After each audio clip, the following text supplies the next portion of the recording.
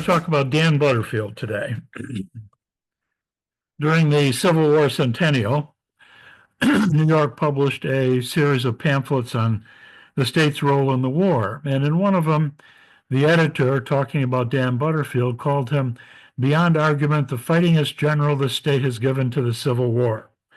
On the other hand, he also marveled that the name of Butterfield is not conspicuous in Civil War literature.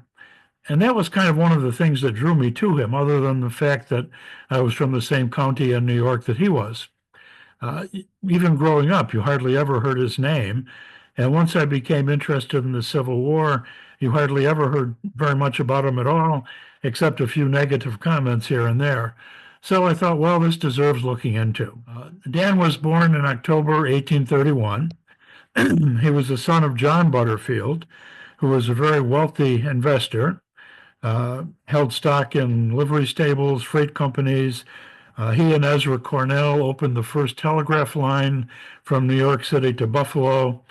And in the late 1850s, he also won the very first federal government contract for carrying freight from the East Coast, well, from St. Louis to California, to Los Angeles and San Francisco. He also was one of the founders of a company you might be familiar with. It's called American Express. So the Butterfield family was one of the richest, certainly in New York State, and one of the richest in the country by that time the Civil War breaks out. Dan attended Union College in Schenectady, New York, earned a bachelor's degree in 1849. He was going to study law, but he found out that under New York state law, he was way too young to receive a law license. So instead, he took a trip through the Great Lakes, down the Mississippi River, and spent a week or so at the St. Charles Hotel in New Orleans, where he came face to face with slavery for the first time, and immediately went home thinking that this was not going to be an easy conflict to resolve. When he gets back to New York, he takes a job as the general superintendent of the Eastern Division of American Express. Now remember, he's only out of college for less than a year. It helps to have your father be the president of the company, I guess. He joins the 71st New York Militia, his office being in New York City. And he writes, there came to mind a plain duty to prepare to the best of my ability for what seemed the inevitable upon every patriot and lover of his country who had any desire to discharge his duty. I was laughed at and jeered for my explanations made privately to personal friends. Now, throughout the presentation, I'm going to occasionally use quotations. One of the things I found in research is that historian A copies what historian B said, and they copy historian C, and every 10 or 15 years, a new generation copies what came before them. I like to go back to the original sources to find out what people who knew Butterfield actually thought of him, or who were involved in the same incidences that he was in, what their take on it was, and not what some historian 8 generations later thought about things.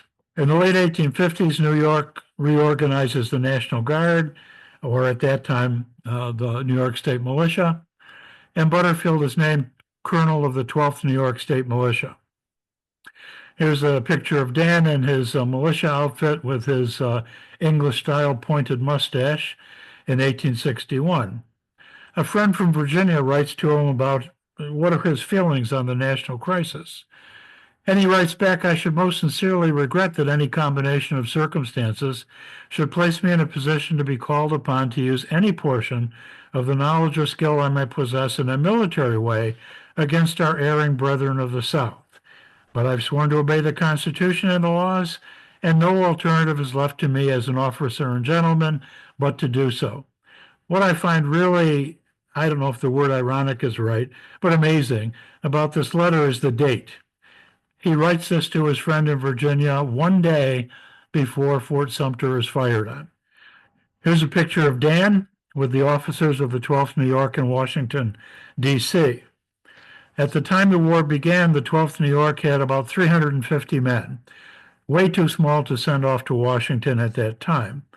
So in this period of about a month, Dan was successful in raising another 600 men, which left him another month once he got to Washington, D.C., to actually train them. So he arrives in New York with a regiment of essentially two-thirds of which is brand new and needs training. Apparently he did well, because in a review before the president and Winfield Scott, Scott called him up to the reviewing stand after the review was over and said, "Your regiment, sir, marched like regulars," which was quite a compliment coming from Winfield Scott. Apparently he meant it, because Scott designated the 12th New York as the lead regiment in the first major federal invasion into Virginia. They crossed Long Bridge from Washington, D.C. into Northern Virginia on May 24th, 1861. And here's a sketch of them that appeared in Harper's Weekly. Butterfield missed first Bull Run. While the fight was going on there, his regiment was sent out to the Shenandoah Valley, where most of the troops were not regulars. Most of them were local militia or newly raised troops. So believe it or not, his commission actually outdated everyone else in the brigade. So he was given command of a brigade. When his militia regiment's time expired after 90 days, the regiment voted to stay 2 weeks longer because no one was there to replace them. As the regiment heads back to New York, Scott recommends Butterfield for a position as brigadier general in September 61, and he's given command of the 3rd Brigade of the 3rd Corps, 3rd Brigade, 1st Division, 3rd Corps. One of the members of the brigade was Eugene Nash. He wrote that Butterfield was thought to be rather too strict. There was squad drill, guard mounting, police work, company drill, battalion drill, brigade drill, dress parade, and there was reveille, breakfast call, sick call, dinner call, supper call, and tattoo. And to fill in the time, there were guard duty, picket duty, and lessons and tactics. The routine of daily duties was based on the assumption that 27 hours constituted a day. I assume you've all saw the Gettysburg movie, and there's a scene in there where they talk about the brigade bugle call that Butterfield designed so that his troops would know that the next call was for them. Well, this is it. And troops being what they were, they had a little melody that they would sing to it as they marched along, Dan, Dan, Dan, Butterfield, Butterfield. Some of the troops, probably including Nash, who thought that he was way too strict, slightly changed the works. Perhaps Nash was one of them. Over the winter, Butterfield also writes camp and outpost duty for infantry. Now remember, the Civil War, even in its first year, the United States had the largest army it had ever had in its entire history up to that point. George Washington's army at its height during the Revolution was the equivalent of perhaps what a large division would be in the Civil War. O. Howard wrote, there was a great need of something that would adapt itself to new circumstances, where a large army was forming in the face of a hostile force. Butterfield's plan was simple, easily mastered by officers and men, and very effective in covering a large frontage, keeping the main body in comparative safety. When Joe Hooker took command of the Army of the Potomac, he ordered that it be used for training throughout the Army. Later, it spread west into the Western armies, and by early 1864, it became the standard training manual for all of the Union armies. George McClellan begins his Peninsula Campaign in the spring of 1862. Confederate Army roughly here. He's going to sail his army down the Potomac, landed on the York Peninsula, and then march with lightning speed towards Richmond. Of course, everyone knows McClellan never did anything with lightning speed.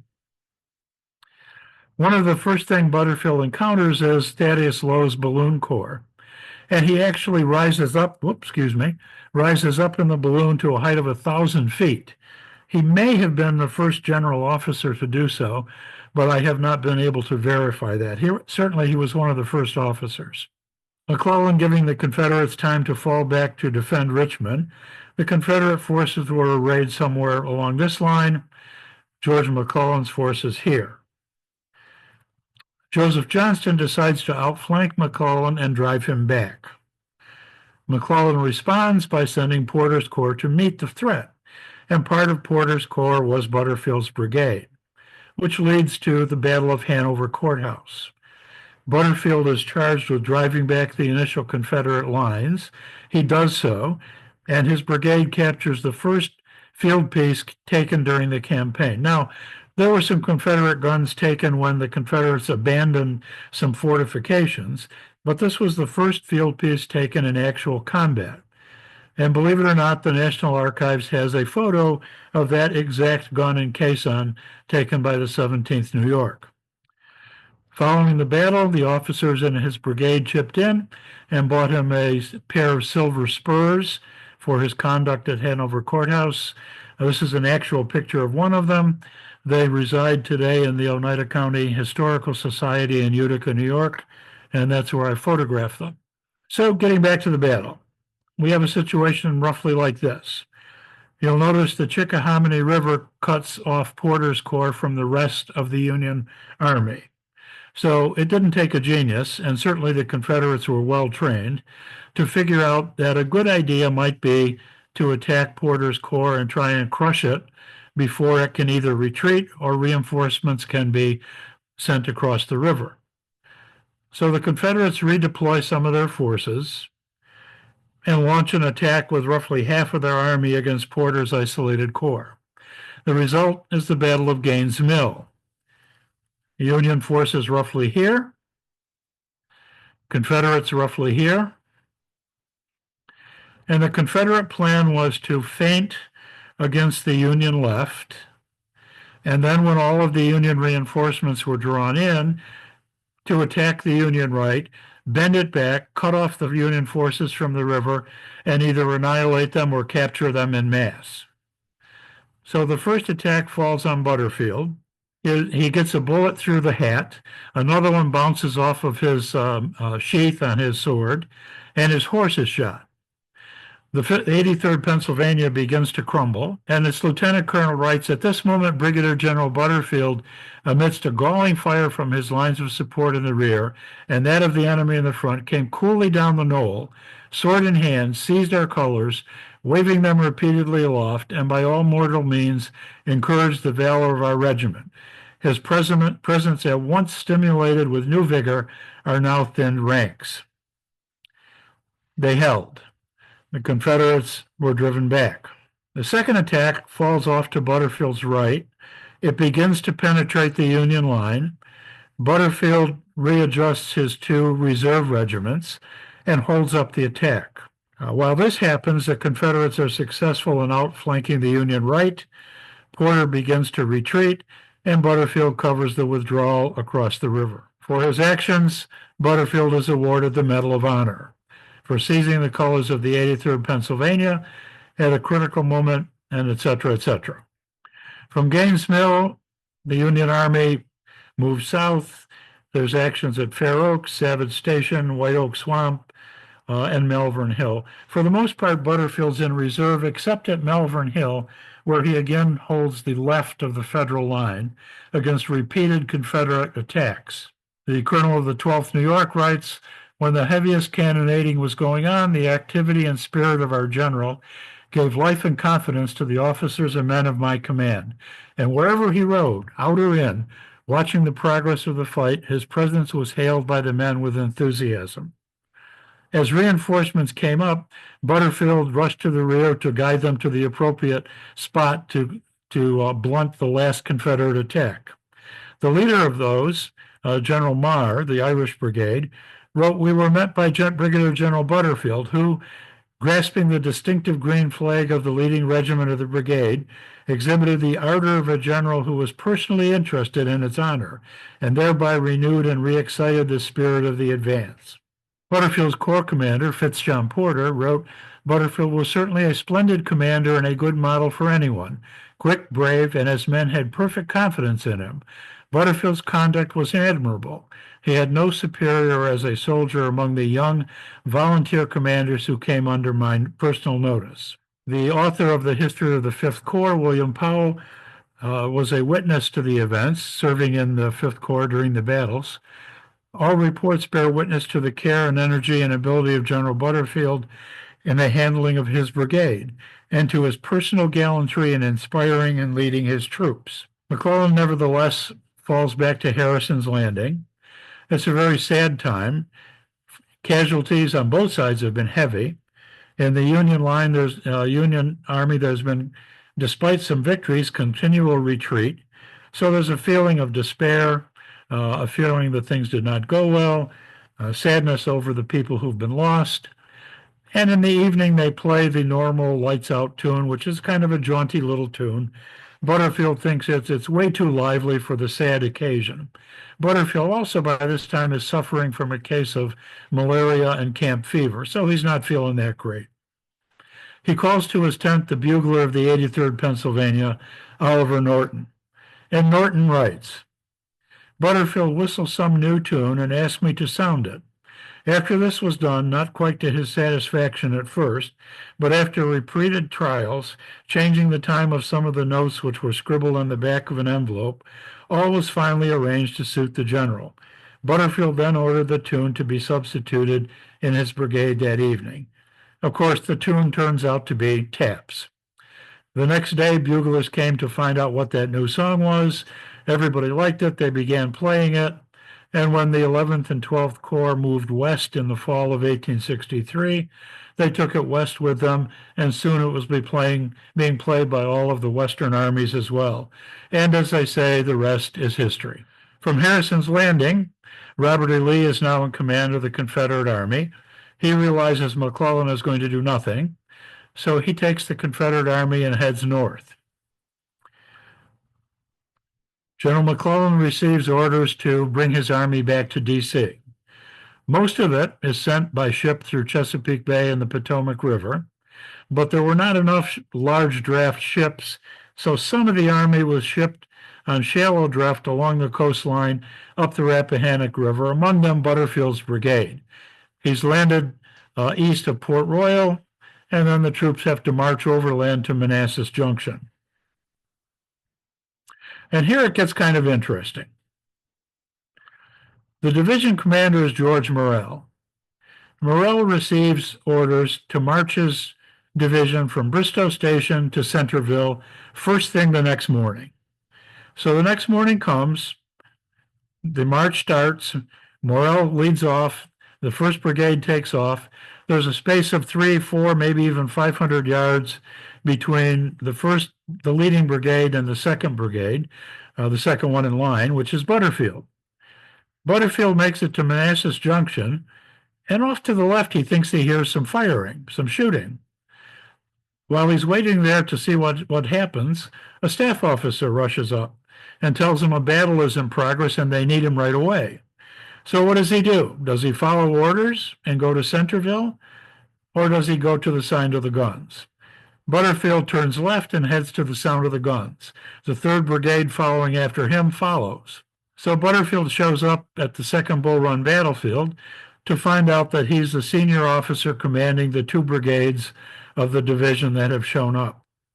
He's ordered to make a direct assault on the Confederate works. He protests, saying this will never work, we're not strong enough, but he's ordered to do it anyway. The attack goes forward. It almost reaches the Confederate lines, but eventually is driven back. George Sykes wrote, Butterfield's attack was gallantly made and gallantly maintained. An officer in the 12th New York wrote, Butterfield in a few minutes succeeded in rallying and reforming the brigade, and we were marched off the field in good order.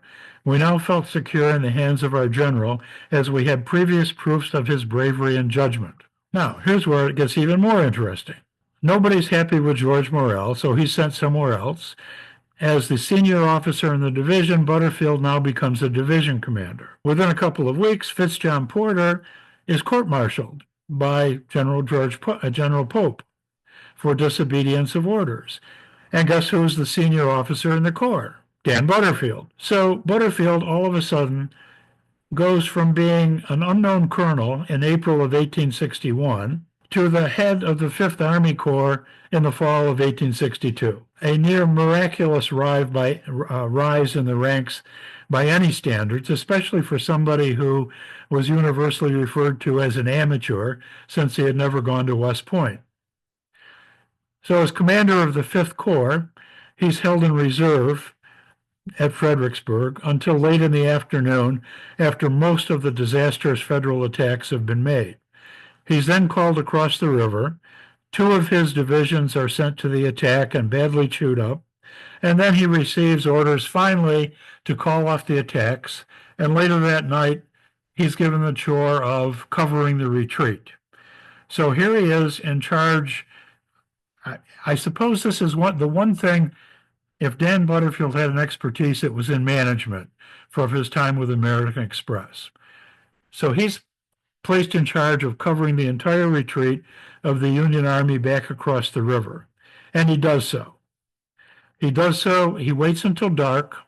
Fortunately, there's a fog that night, too. He has, in the meantime, the soldiers take all of the old blankets they can find, anything else, quilting, anything out of houses, something to cover all of the wheels and horses' hoofs with so they won't make noise, enforces strict silence, and he manages to get the entire army across the river by the next morning without the loss of a single gun, a single wagon, or a single soldier. Joe Hooker, to whom Butterfield reported, said to Butterfield, much praise is due for the spirit and energy displayed in the execution of orders and gallantry throughout all the operations. Now, of course, that's all well and good, but Fredericksburg was a Union disaster. Morale spiraled downward. At the end of, if you look at the desertion rates in the Army of the Potomac, they were never higher during the entire war than at the end of December 1862 after Fredericksburg. One of the people complaining was George Meade, because he outranked Butterfield. Meade only commanded a division, but Butterfield commanded a corps. So he complained to Ambrose Burnside, commanding the Army of the Potomac, and Burnside dumped Butterfield and replaced him with Meade. Meade was absolutely crestfallen. Butterfield claimed later that when he went to talk with Burnside about the promotion to the Fifth Corps, he asked if it was permanent, and Burnside assured him it was. So he was angry, he was mortified, he was hurt, and of course he's out of command now. Fortunately for him, Joe Hooker replaces Ambrose Burnside, and Hooker revives Butterfield's career by making him his chief of staff. Theodore Dodge, who after the war became a noted historian, had the opportunity to meet Butterfield at this time, and he wrote, Butterfield's a young man, scarcely 30, rather handsome, wears a black mustache, stout face and figure, very cool and collected in his manners, and very gentlemanly. The general received us very graciously and entertained us most pleasantly for an hour or so when we took our leave. One of the things you constantly hear from people was how generous Butterfield was and how well he treated visitors and how he entertained people. Well, he could afford to. He was probably, certainly one of, if not the only, Union officer who, when he went off to war, his father's company, the board of directors, surprisingly voted to continue paying him his full salary all the time he was in uniform. So Butterfield certainly had money to entertain. As the chief of staff, Butterfield personally selected the different corps badges, which he instituted. It was his idea. But he also took a part in reforming the entire Army of the Potomac.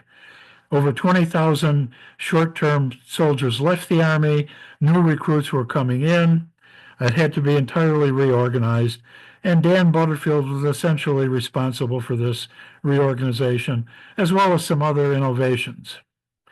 Henry Slocum wrote, Hooker was very fortunate in having as his chief of staff Major General Daniel Butterfield, who was untiring in aiding in devising ways and means of putting and continuing the Army in the best possible condition of efficiency within the bounds of simplicity.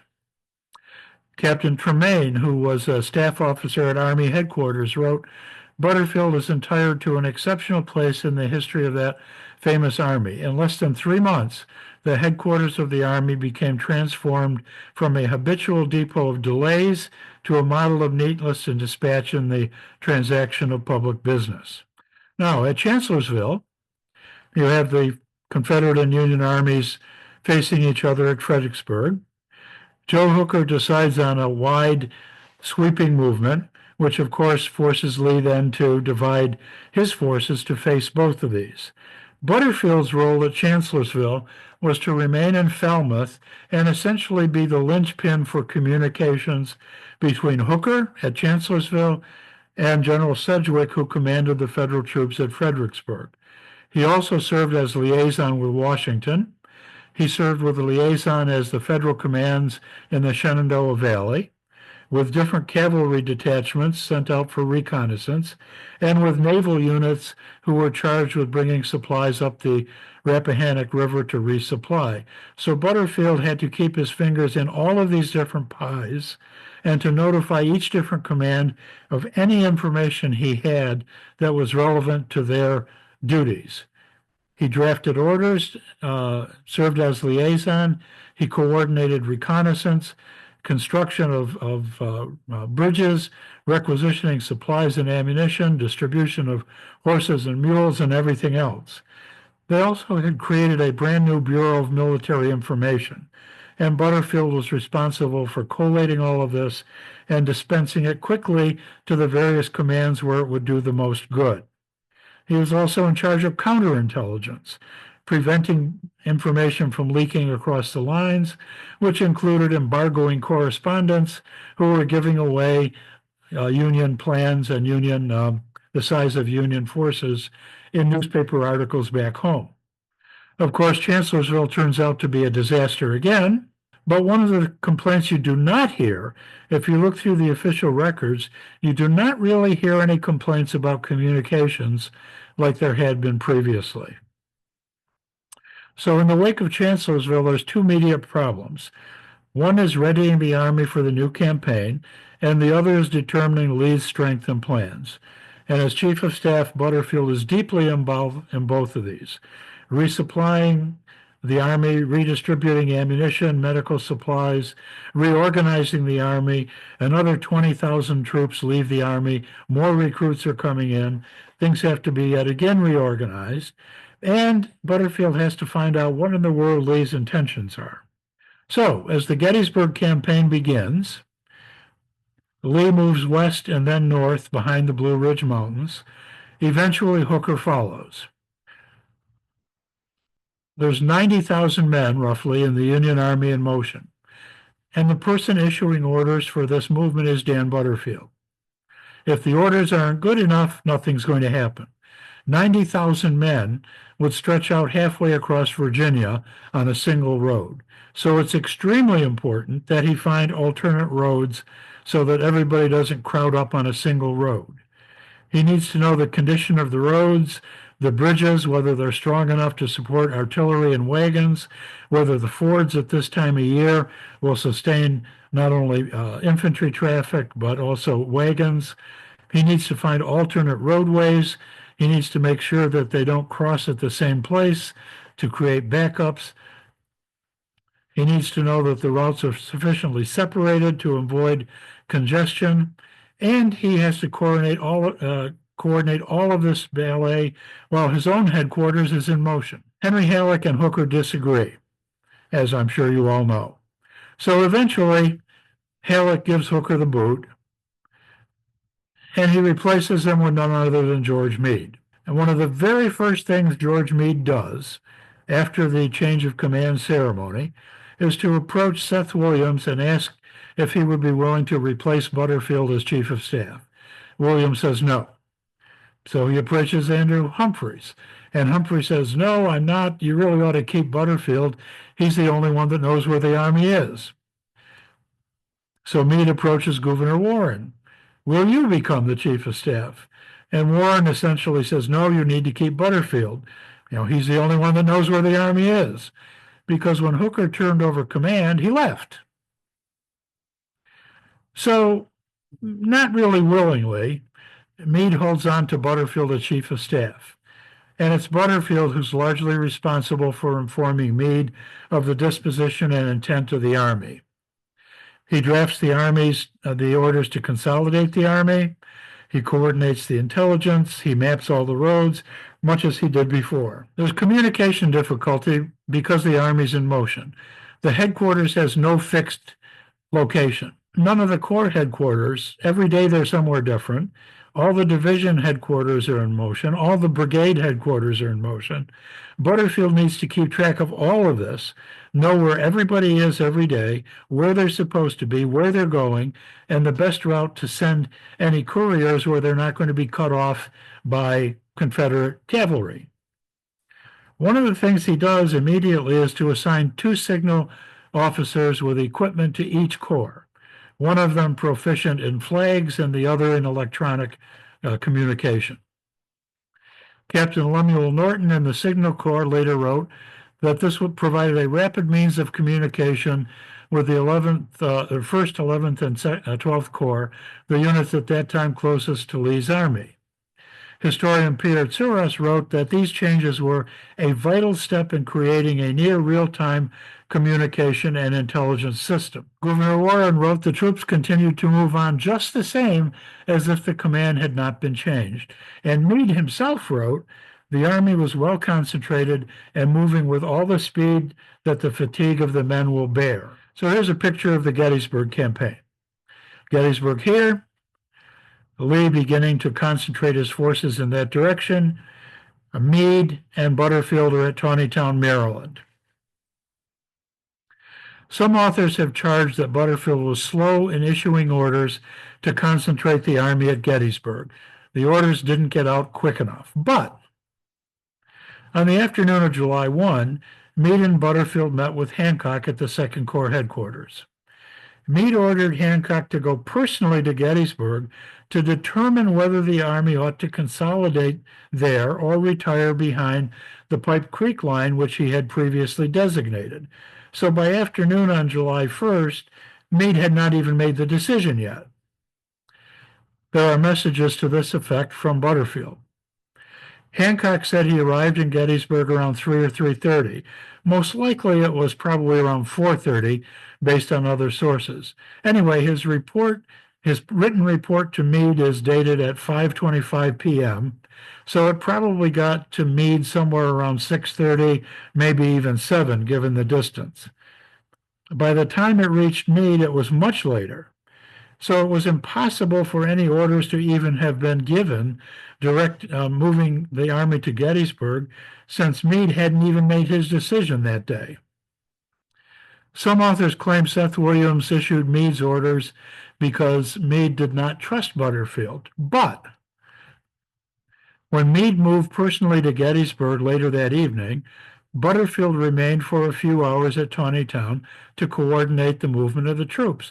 This makes perfect sense. All the corps commanders, all the division commanders, everybody thought Butterfield was at Taneytown, and that's where the headquarters was. So you don't just pick up and leave, and nobody knows where you're going. So he stays there to communicate new developments to the other commands. Numerous messages from him to corps commanders and to Meade attest to this assignment. This explains why many of the orders dated late July 1 and early July 2 were signed by Seth Williams, who accompanied Meade to Gettysburg, while Butterfield remained at Taneytown. Once Butterfield arrives in Gettysburg the next morning, then of course you notice that his name starts to appear on the orders and not his predecessor, not Williams. One of the more famous incidents in Gettysburg is the July 2 Council of War.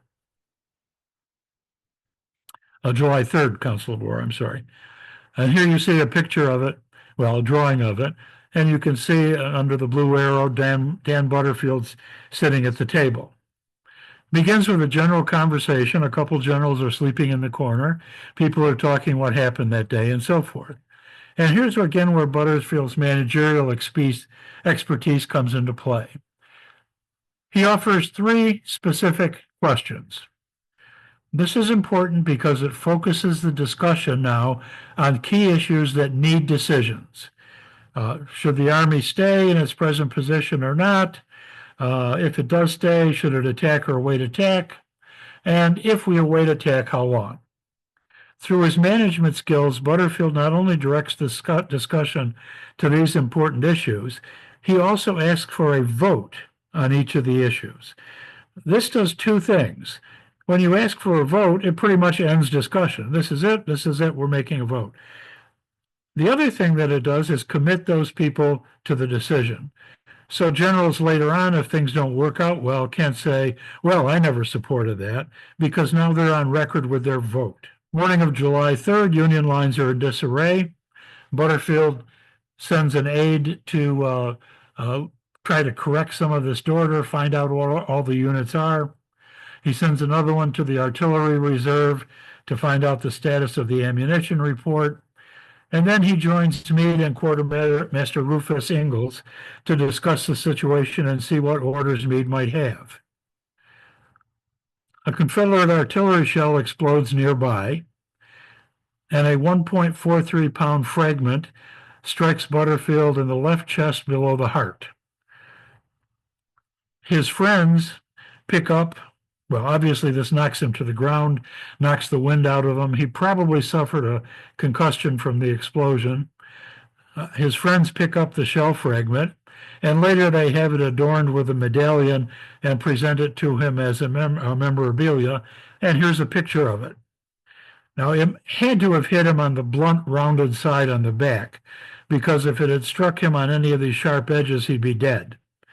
But it certainly rendered him hors de combat for a short period of time at least, and he's carried off to a field hospital. He sticks around overnight, attends a meeting with Meade the next day, and then gets a 30-day leave to recuperate, and heads back to New York. While the campaign is still going on, Meade writes to him, I shall never cease to remember and to bear testimony to the efficient assistance you so heartily rendered me, and without which I hardly know how I should have gotten through with the new and arduous duties imposed on me. Meade then appoints Humphrey to replace Butterfield. Butterfield writes and says, well, what's up? When I recuperate, should I rejoin the army? And Meade writes, trusting, my dear general, that you will understand the necessity which compelled me to appoint a successor, and that you will believe my assurance that it did not arise from any want of confidence in you, and hoping you may soon restore to perfect health, I remain blah, blah, blah, etc., etc. So Butterfield gets the letter. That's nice. He writes again and he says, okay, but shall I come back? Am I replaced? And at that point, Meade gets a little snippy and writes back and says, no, you haven't been replaced. I've just appointed a successor, and I don't know what you should do. Maybe you should contact Washington and see what they want you to do. Not a very nice reply. Once again, Butterfield is crushed. He thinks he's done a good job, and all of a sudden he's out of job. Henry Tremaine, a staff officer at headquarters, writes, although he was not the commander of the Army of the Potomac, yet so far as the Chief of Staff can be awarded credit, the work of General Butterfield as Chief of Staff of the Army of the Potomac is entitled to an exceptional place in the history of that famous army. So after Gettysburg, the Federal Army south of D.C., the Confederates are besieging Chattanooga. The government decides to take Joe Hooker off the shelf and put him in charge of the 11th and 12th Corps, sending them out west to help relieve the siege of Chattanooga. Hooker resurrects Butterfield's career, makes him his chief of staff. And they put the army on trains to Indianapolis and then south to Bridgeport, Alabama. In 11 and a half days, 17,500 men, 10 artillery batteries, over 700 wagons and ambulances, over 4,400 horses and mules, 2 corps baggage, and travel over 1,192 miles of track and arrive in Alabama. When the Union Army, who was it? I'm not sure, one of the Union Army generals, when they first proposed this movement, they said they could have the Army out west in a couple of weeks. And Abraham Lincoln said, I don't think you could get it to Washington, D.C. in a week. Well, they got it out there in less than 2 weeks, the largest movement by rail of any size force in the history of warfare up to that time, and it was managed by none other than Daniel Butterfield. Here's a picture of Butterfield and Hooker and their staffs in Chattanooga. When he arrives, Butterfield is responsible for planning the movement west. Confederate cavalry was breaking Union communication lines for a brief period of time, about a week and a half. Butterfield was given a division to secure these lines, and then he planned the movement to relieve Chattanooga, and later planned the successful capture of Lookout Mountain. Joe Hooker wrote to Butterfield himself, "You deserve for promptitude, energy, and management a much higher reward than I can give you." And in his final report on the campaign, he said, "To conclude, I must express my grateful acknowledgments to Major General Butterfield, Chief of Staff, for the valuable assistance rendered to me on the field." With the end of the campaign, the 11th and 12th Corps are consolidated into the 20th. So obviously, Butterfield's position is again eliminated. Hooker asks him if he'd like to be Chief of Staff of the 20th Corps. And Butterfield says, "No, not really. What I want to do is have a Chief of Staff. I'd rather have a combat command." So the divisions in the 20th Corps go to Alpheus Williams, John Gary, and Dan Butterfield, commanding the 3rd Division, 20th Corps. As commander of the 3rd Division, he takes part in Sherman's march toward Atlanta, skirmishing along the way until they arrive at Resaca, Georgia. There you have Confederate lines here, Union lines here, Butterfield here. After the first day of kind of getting to know each other, shall we say, Butterfield is sent to the far left of the Union line in order to launch an attack the next day. Confederate lines, Butterfield.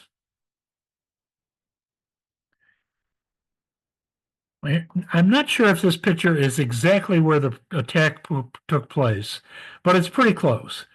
And you'll notice there are at least 2 lines of fairly heavy brush leading up to the top of this hill. There are also 2 rather deep gullies filled with brush and other material, all of which an army is going to have to get over in order to make this attack. Normally, you'd have an artillery bombardment, followed by skirmishers, followed by the attack. Butterfield thinks this is never going to work. If the Confederates know we're coming, we're screwed. So Butterfield orders that there be no artillery attack and no skirmishers. And he tells his men to get in position early in the morning as quietly as possible. And when the signal is given to run like hell, do not shoot until you actually make it to the Confederate works, but go as fast as you possibly can. So they do. They capture the entire Confederate battery and drive the forces back into the main lines. And here's an interesting drawing that appeared in Harper's Weekly. You can see the main Confederate line in the back. You can see this outcropping in the front. What the soldiers did was they brought shovels and pickaxes along with them, chopped a hole in this outer thing, and then used a block and tackle to pull the cannons through the opening and capture them, so they wouldn't be subject to Confederate fire from the main line. From Resaca, Georgia, Butterfield travels with Sherman's army south, skirmishing here and there until June 29th, when all of a sudden he's diagnosed with congestive fever, meaning malaria, diarrhea, exposure, and sunstroke, and again goes off on a 30-day leave to recover his health. George Thomas writes, "From what I have myself seen of the manner in which Butterfield handles his troops and his good conduct in battle, I take pleasure in recommending him for a corps." William Tecumseh Sherman wrote, "Butterfield is zealous and full of knowledge." And in a personal letter to Butterfield himself, he wrote, "I regret exceedingly that you are forced to leave, as we cannot well spare you." Butterfield participated in 28 battles and 15 skirmishes during his career. He earned brevets in the regular army to colonel, brigadier general, and major general. For the rest of the war, he commanded a recruit depot in New York City. He offered to take the field again after his convalescent leave, but instead he was assigned to provide security in New York City for the election of 1864. When the war was over, he served as the New York State chairman for the return of the volunteer colors to the state. and he remained in the Army until March of 1870 when his father passed away and he resigned to take over the family businesses. He was one of the founders of the Grand Army of the Republic, the Union Veterans Organization.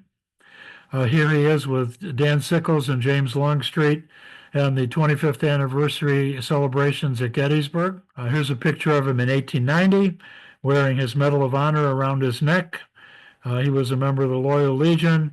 He was one of the founders of the 5th Corps Association, the Army of the Potomac Veterans Association, the 20th Corps Badge, and his ancestors were in the American Revolution, so he was a member of the Sons of the American Revolution.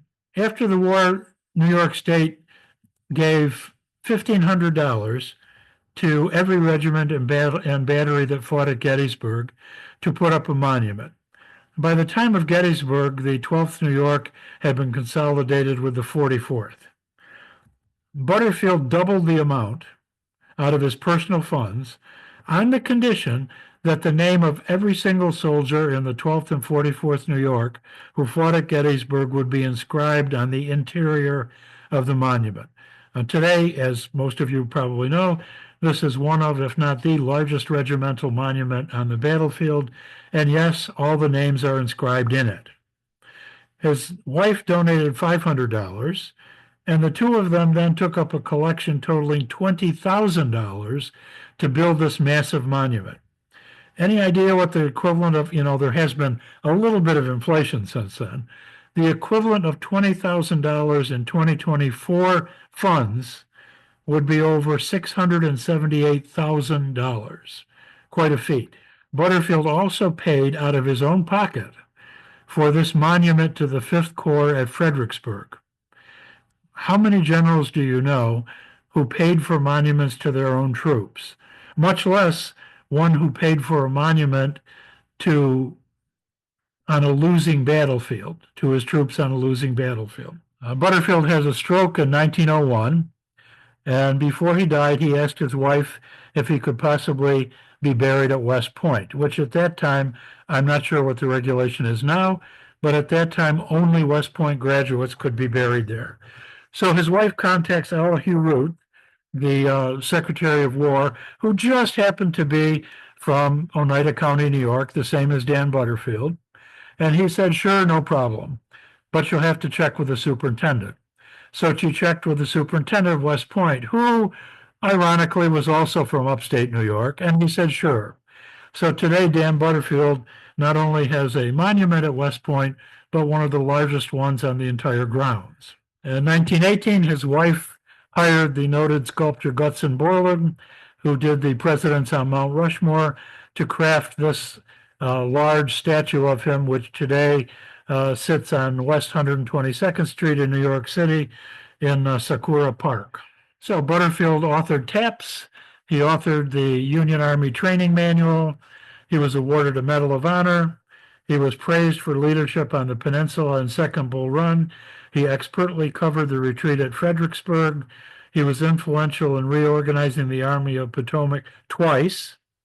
He conceived and designed the first unit identification patches, managed the concentration at Gettysburg, managed the largest movement by rail in history, was prominent in the relief of Chattanooga.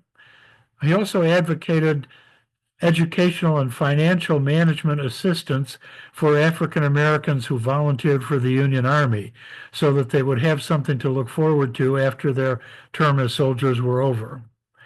He was praised for leadership at Resaca, was prominent in Veterans Affairs, one of the founders of the Society of the Army of the Potomac, financed the monuments at Gettysburg and Fredericksburg to his soldiers, and was also liberal in financial support for other charities. For example, when yellow fever hit New Orleans at the end of the war, the Union Army commander wrote to Butterfield and said, we really ought to do something.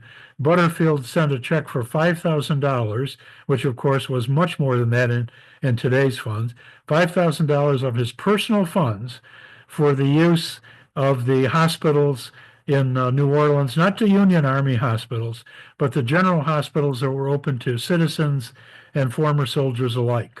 When he died, The Old Guard Association said the name of Butterfield is inseparably linked with the great epic in the history of this nation. To whatever field he was called, his services were marked by unexcelled devotion and tireless energy, and so on and so forth. So at the time, he was really recognized as a major figure in the war. And I thank you for your attention. And if I can figure out how to give this back to the moderator, I'll be happy to respond to any questions that you may have at this time. There, I think I did it.